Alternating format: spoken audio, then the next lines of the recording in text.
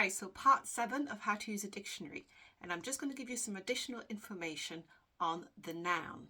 So this is a function of the word that acts as naming something or someone or a place or anything. So we talked about that in the last part, and now I'm going to tell you how nouns are split. So we have what's called common nouns and proper nouns.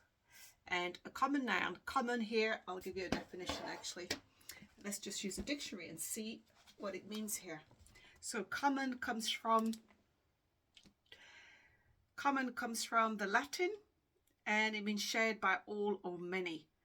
And it indicates a noun that refers to any other group or class. For example, a book, apple, street. So it just refers to anything in the class, as opposed to proper noun. And here we have proper, and I'll show you what it means again using the Webster's dictionary here. It comes from the Latin proprius, which means one's own.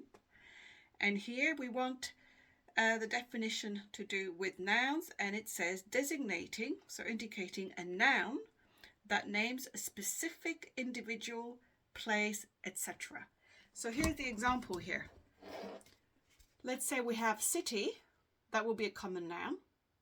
And an example of a proper noun for a city would be London.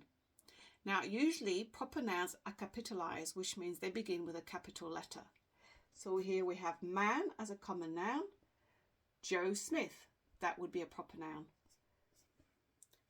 A planet, Earth. A day, Friday. And the last one, a mountain, Mount Everest. So here you have common and proper nouns, and that's how they are divided. Now, as an additional piece of information, especially if you're going to use antique dictionaries, so like behind me here, I've got the Lloyd's Encyclopedic Dictionary. Now, in that dictionary, the noun is not called noun, it is called substantive. So this was another word used in the past to describe what is a noun. But in modern dictionaries, you will see it as a noun. In some of the much older dictionaries, you may see it written as substantive. So when you look in a dictionary, rather than seeing the little N, like I showed you in the last part, you will see substantive or subst, whichever way it's abbreviated. So keep that in mind, that you may run into that. And the next part, we're going to go on to the next function of the word.